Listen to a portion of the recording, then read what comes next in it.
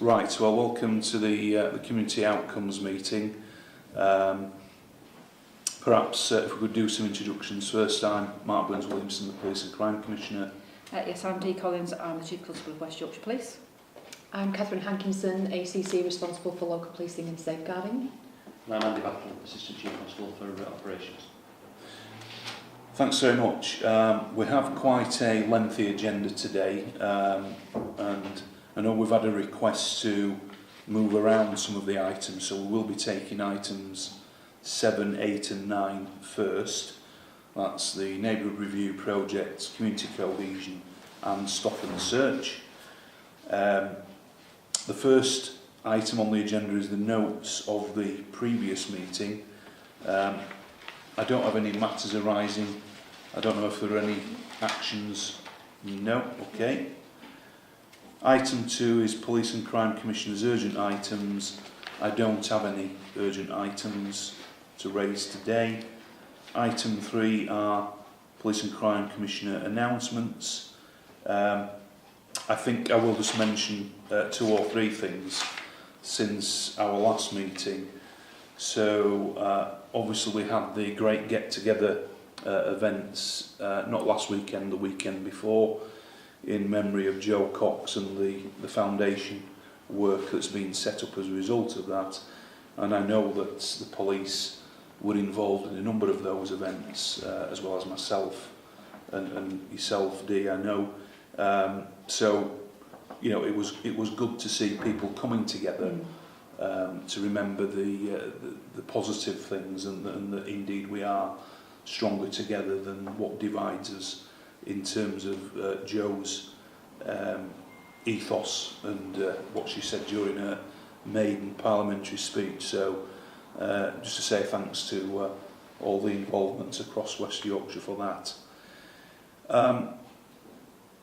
Obviously, since the last meeting as well, we've had the terrible attacks in Manchester and London around the terrorism and the tragic loss of life.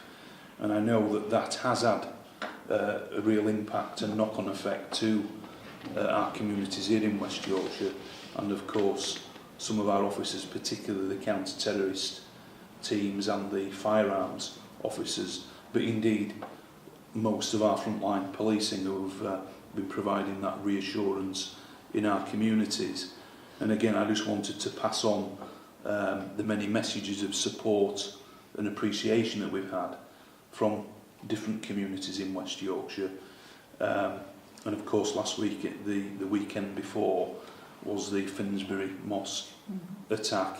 And again, we attended an event in Leeds last week, but I know that extra patrols have been provided around mosques and different parts and other venues within our communities, and again that has been reassuring, but obviously that places an extra stress on the staff, doesn't it, Dee? Well, it has done, Commissioner, simply because we've had a run of significant events nationally that the local response, quite rightly, has been about providing additional reassurance patrols, as well as providing some of the specialist capability that those investigations then need. And what that's effectively meant is it's starting to feel extremely stretched operationally. Absolutely right that our communities want that reassurance and want the engagement and want to understand what our response is and what we can do for them.